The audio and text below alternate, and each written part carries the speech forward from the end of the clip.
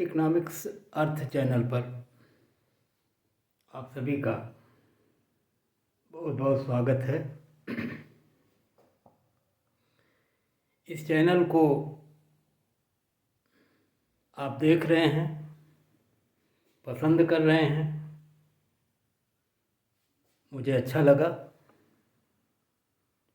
और मेरा प्रयास ही यही था कि मैं इस विषय को सरलतम रूप में पूर्ण गुणवत्ता के साथ हिंदी माध्यम के विद्यार्थियों के लिए प्रस्तुत करूं, जिससे उन्हें विषय का मूलभूत ज्ञान हो सके। जब तक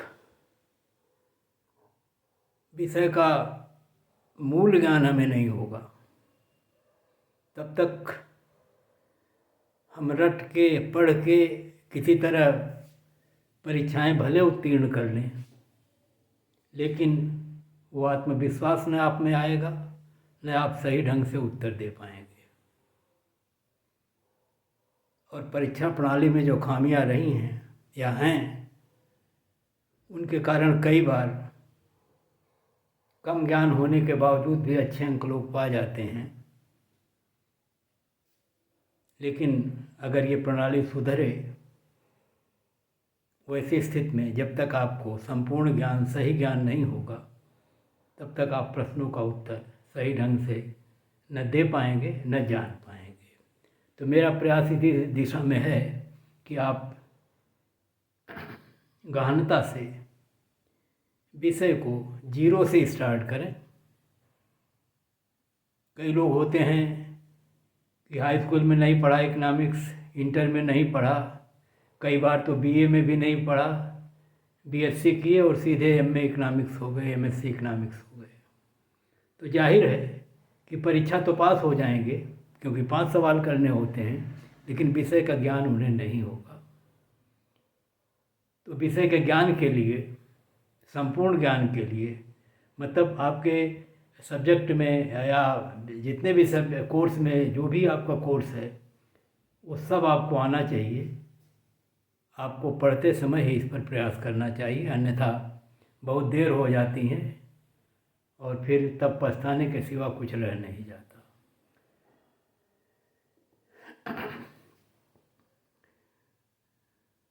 मूलतः मैं अगर आपको ध्यान दिलाऊं तो मैंने इलाहाबाद विश्वविद्यालय से, जो कहा जाता है, माना जाता है कि बहुत अच्छा विश्वविद्यालय है,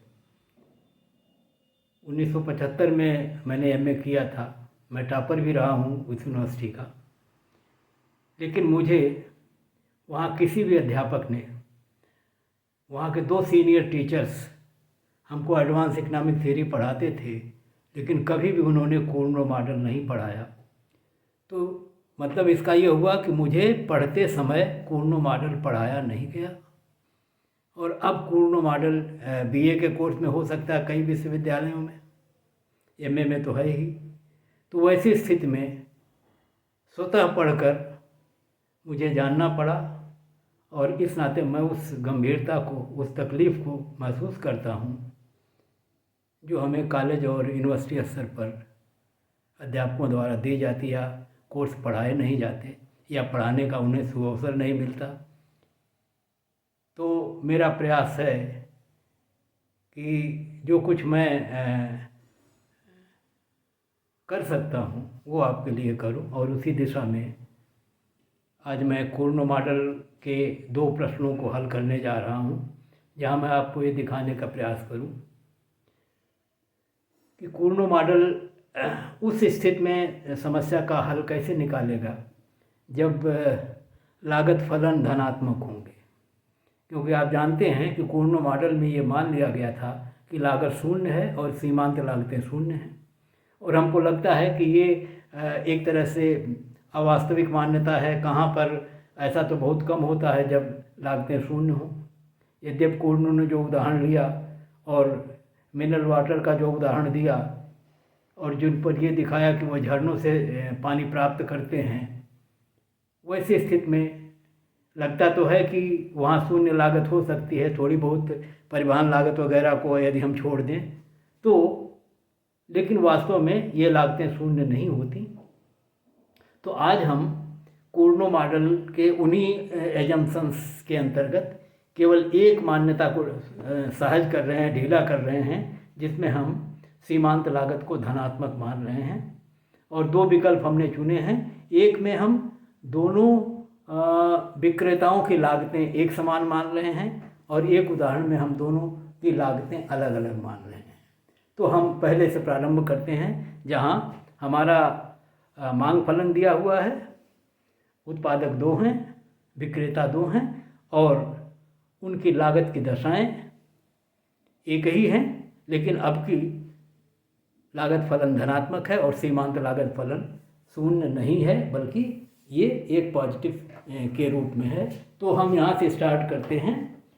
ये हमारा फलन है P = 1000 - 2Q, और हम फिर जानते हैं कि Q का मतलब होता है कि दो अगर उत्पादक हैं तो दोनों के उत्पादन का योग, तो Q1 + Q2, ये पहले उत्पादक का आपूर्ति है, ये दूसरे उत्पादक की आपूर्ति है।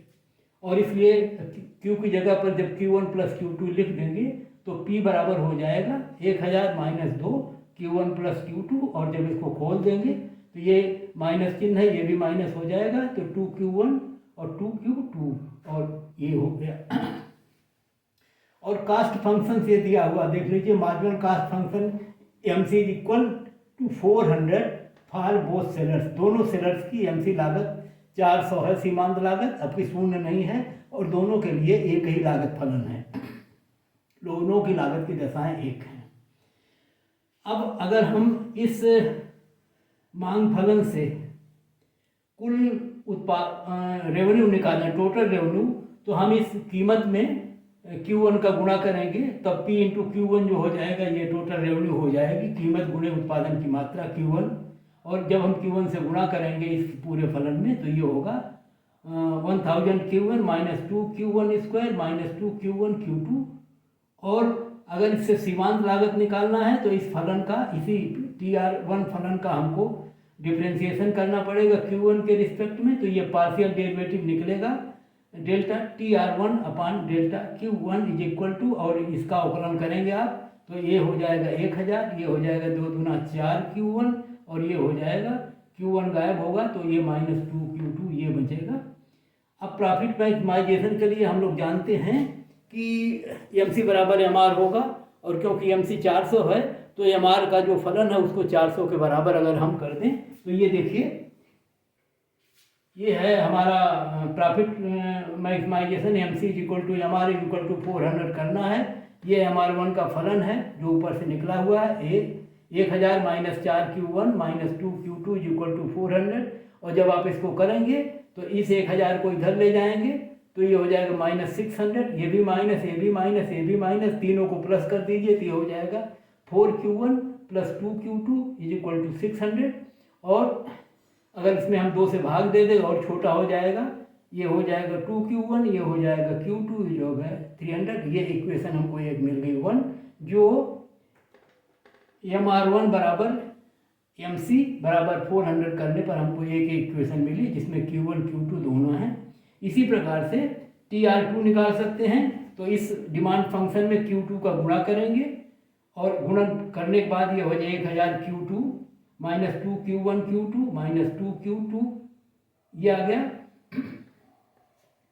और ऐसी स्थिति में जब MR2 निकालेंगे तो इसका फिर डिफ्रेंशिएशन करेंगे, अब फिर Q2 के रिस्पेक्ट में करेंगे, तो Q2 के रिस्पेक्ट में 1000 ये होगा, यहाँ पर 2Q1 बचेगा, यहाँ पर 2Q2² है तो 2 दूना 4 हो जाएगा, और Q2 बचेगा इतना। और MC = MR2 = 400 करेंगे तो इसी फंक्शन के बराबर 400 करेंगे, फिर 1000 उधर जाएगा, -600 आएगा, और सब माइनस है, सबको प्लस कर दें तो ये 2Q1 + 4Q2 = 600, और इसको भी अगर हम 2 से भाग दे के कर दें तो Q1 + 2Q2 = 300, ये दूसरी इक्वेशन आ गई। एक इक्वेशन हमको मिली 2Q1 + Q2 = 300, एक इक्वेशन मिली Q1 + 2Q2 = 300, दोनों में Q1 Q2 है इस नाते इसको अगर हम 2 से गुणा करके इससे घटा दें तो ये कट जाएगा, या हम इसमें 2 से गुणा करके इससे घटा दें तो दोनों के मान हल हो जाएंगे, और हल होने पर ये उत्तर हमको मिलेगा Q1 बराबर 100 और Q2 बराबर भी 100। दोनों के मान Q1 बराबर 100, Q2 बराबर 100 दोनों आएंगे और दोनों 100 का उत्पादन करेंगे। और यहाँ पर अगर हम मूल्य देखने का प्रयास करें तो हम इसी प्राइस जो फंक्शन है ये P ये है 1000 माइनस 2Q1 माइनस 2Q2 में Q1 और Q2 के मान रखें तो P के मान आ जाएंगे। तो P के इसी फंक्शन में हम ये मान रख के देख सकते हैं 1000, ये है 2Q1 हो जाएगा 200, ये 2Q2 हो जाएगा 200, 1000 में से 400 घट के 600 आएगा, ये P होगा। अर्थात दोनों सेलर्स अपनी वस्तुओं को 600 मूल्य पर बेचेंगे, दोनों 100 इकाइयों का उत्पादन करेंगे। यहाँ एक बात ध्यान देने योग्य है, दोनों की लागत की दशाएं एक हैं, इस नाते दोनों के मूल्य भी एक होंगे और दोनों के उत्पादन भी बराबर होंगे। और कूर्नो मॉडल में यदि लागत फलन को हम शून्य न मान के धनात्मक मान लें तो भी दोनों उत्पादकों या दोनों विक्रेताओं के द्वारा संतुलन में उत्पादन की मात्राओं का निर्धारण और कीमत का निर्धारण संभव है। इसलिए कूर्नो मॉडल लागत की हर दशा में सही है, सही उतरता है अपनी मान्यताओं के अंतर्गत। और एक दूसरा हम और उदाहरण ले रहे हैं जिसमें हम आपको ये दिखाने का प्रयास कर रहे हैं कि दोनों की लागत की दशाएं अलग अलग हैं, लेकिन बाजार का डिमांड फंक्शन एक ही होता है, वो एक है। ये उदाहरण दूसरा है, demand function is P is equal to 120 minus 0.5Q। यहाँ भी Q1 और Q2 का योग है, बाजार में 2 ही सेलर्स हैं क्योंकि हम कूर्नो को पढ़ रहे हैं और उनका मॉडल 2 सेलर्स से संबंधित है, बाजार में 2 ही विक्रेता हैं और इस नाते हम उसको डुओपोली कहते हैं, द्वयाधिकार कहते हैं, जो एक अल्पाधिकार का एक रूप है। लेकिन यहाँ पर पहले सेलर्स का जो मार्जिनल कास्ट है MC ये है 20 और दूसरे सेलर्स का जो MC है 2 वो है 34। तो जब हम MC बराबर MR करेंगे तो फर्स्ट सेलर के संदर्भ में MC बराबर 20 होगी और सेकंड सेलर के संदर्भ में MC बराबर 34 होगी। और कास्ट फंक्शन डिमांड फंक्शन जो है वो Q की जगह पर Q1 प्लस Q2 करके यथावत जैसे पहले निकालें वैसे निकलेगा। तो ये है P is equal to 120 minus 0.5Q Q1 plus Q2 और ये बराबर होगा 120 माइनस 0.5Q और ये जब ब्रैकेट खुलेगा तो ये भी माइनस हो जाएगा माइनस 0.5Q2। और जब TR1 निकालेंगे तो इसी में Q1 का गुणा करेंगे, जब TR2 निकालेंगे तो इसी में Q2 का गुणा करेंगे जैसे इसके पहले किए हुए हैं। तो ये जब गुणा करेंगे तो ये आ गया 120P Q1 minus 0.5Q square minus 0.5Q1 Q2 ऐसे। और जब इसको डिफ्रेंशिएट करके पार्शियली Q1 के संदर्भ में तो MR1 आएगा, वो आ जाएगा 120 यहाँ, और यहाँ 2 का इससे गुणा होगा 0.5 से तो 1 आएगा, 1 लिखा नहीं जाता गुणांक, केवल Q1 लिखा जाएगा। और यहाँ पर Q1 का जब अवकलन होगा तो ये गायब हो जाएगा, बचेगा माइनस 0.5Q2 0.5Q2। तो अब TR2 को अगर हम देख लें तो आपकी बार Q2 का गुणा होगा तो ये आ जाएगा, और जब इसको अवकलन करेंगे तो ये MR2 आ जाएगा 120 यहाँ 2 का अवकलन होगा और इसमें 2 का अवकलन होगा 0.5Q1 और इसमें 2 का इधर गुणा होगा तो 2Q2 ये हो जाएगा MR2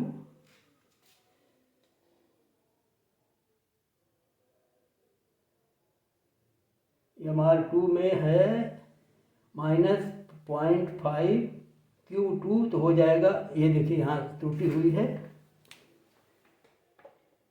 ये है 0.5 और ये है Q2 ये है स्क्वायर। जब ये गुणा होगा Q2 का 0.5 Q2 से, तो ये Q2 स्क्वायर हो जाएगा, ये 0.5 बना रहेगा। अगले चरण में जब अवकलन करेंगे तो इस घात का इससे गुणा होगा, गुणांक से 1 आ जाएगा, तो अब बचेगा केवल Q2।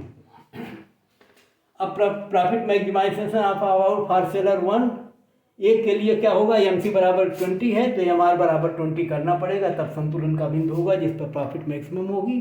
तो ये इनका MR1 यहाँ दिया हुआ है, यही बराबर 20 कर दीजिए, तो MC बराबर MR हो गया। और जब ऐसा हुआ तो 120 को जब उस पार ले जाएंगे तो 120 में से 20 गए, 20 प्लस है, बच जाएगा केवल -100। और तो ये भी माइनस, ये भी माइनस, उधर भी माइनस, सबको प्लस लिख दिया। Q1 plus 0.5 Q2 is equal to 100, ये पहला इक्वेशन हो गई। इसी तरह से equilibrium for seller 2 when MC2 is equal to 34 is equal to MR, तो MR जो MR2 है उसके बराबर हमने कर दिया 120 माइनस 0.5 Q1 माइनस Q2, ये वाला फंक्शन है, इज इक्वल टू 34। और 120 को जब उस पार गए तो -120 में से जब 34 घटाएंगे तो आएगा 86, और सारे माइनस थे सबको प्लस करेंगे तो आएगा 0.5 Q1 plus Q2 is equal to 86। ये दूसरी इक्वेशन है, दोनों को हल करेंगे तो ये देख लीजिए, यहाँ पे Q1 है, यहाँ पे 0.5 Q1 है, इसमें अगर 2 से गुणा कर दें तो ये Q1 हो जाएगा, फिर घटा के काट सकते हैं। या यहाँ 0.5 Q2 है, यहाँ Q2 है, इसमें हम 2 से गुणा कर दें तो ये Q2 हो जाएगा, और ये Q2 है, फिर घटा के काट सकते हैं। और जब हल करेंगे तो Q1 बराबर आएगा 76, Q2 बराबर आएगा 48। मतलब इन दोनों समीकरणों को जब आप हल करेंगे, समय अभाव के नाते उन्हें हम हल नहीं कर रहे हैं क्योंकि कई बार पीछे हल कर चुके हैं। आप दोनों समीकरण दिए हुए हैं, बहुत आसान से समीकरण है, A प्लस बी बराबर इतना, A प्लस बी बराबर इतना, ऐसे समीकरण है, इनको आप हल कर लेंगे। तो हल करने के बाद Q1 का मान आएगा 76, Q2 का मान आएगा 48। अब दोनों के लागत फलन अलग थे, इस नाते अब की बार दोनों के उत्पादन या आपूर्ति अलग अलग आई। और एक और चीज़ ध्यान देने योग्य है कि एक का उत्पादन है 76 और दूसरे का उत्पादन उससे कम है 48। तो अगर आप देखने का प्रयास करें तो Q1 ज़्यादा है, और आप जानते हैं कि Q1 सेलर 1 का उत्पादन है और सेलर 1 की जो कास्ट है वो 20 है, कम है, और सेलर 2 की कास्ट जो 34 है। तो जिसकी लागत कम होगी जाहिर है कि उसको ज़्यादा लाभ होगा, वो ज़्यादा उत्पादन करेगा, और जिसकी लागत ज़्यादा होगी वो उत्पादन कम करेगा। तो B की दूसरे उत्पादक की जो लागत है वो ज़्यादा थी, वो 34 थी MC, और पहले वाले की लागत थी 20 जो कम है। तो जिसकी लागत कम थी उसने उत्पादन किया ज़्यादा, जिसकी लागत ज़्यादा थी उसने उत्पादन किया कम। लेकिन इसके पहले उदाहरण में दोनों की लागत फलन एक ही थे, MC बराबर 400, इस नाते दोनों ने समान उत्पादन किया, तो और समान मूल्य पर दोनों बिकी। तो यहाँ पर उत्पादन की मात्राएं अलग अलग होंगी, मूल्य एक ही होगा जो इस फलन से निर्धारित किया जा सकता है। इसी फलन में P में अगर हम Q1 और Q2 के मान रख देंगे, Q1 बराबर 76, Q2 बराबर 48, तो प्राइस हमें पता चल जाएगी और दोनों एक ही मूल्य पर वस्तु बेचेंगे। और इन दोनों हमने कहा कि हमने कुलनों के केवल एक मान्यता को सहज किया है, सरल किया है और बदला है, जिसमें हमने लागत फलन को धनात्मक मान लिया, वो शून्य मानते थे, और एक एग्जाम्पल में हमने दोनों के लिए समान लागत फलन माने, और एक एग्जाम्पल में हमने दोनों के लागत फलन को अलग अलग माना।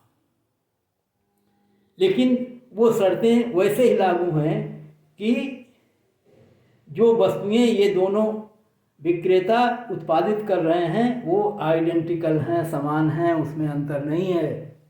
और जब वस्तुएं दोनों एक समान हैं तो दोनों को मूल्य समान होंगे। अपनी अपनी लागत की दशाओं के आधार पर उत्पादक तय करेंगे कि उनको कितना उत्पादन करना है और वो उतना उत्पादन करेंगे जिन पर उनके लाभ अधिकतम होंगे, और लाभ अधिकतम तब होंगे जब उनके सीमांत आय के फलन उनके सीमांत लागत के बराबर होंगे। और इसी शर्त को हमने दोनों उदाहरणों में बराबर करके दोनों उत्पादकों द्वारा उत्पादित होने वाले या सप्लाई किए जाने वाले उत्पादन को प्राप्त करने का प्रयास किया है। तो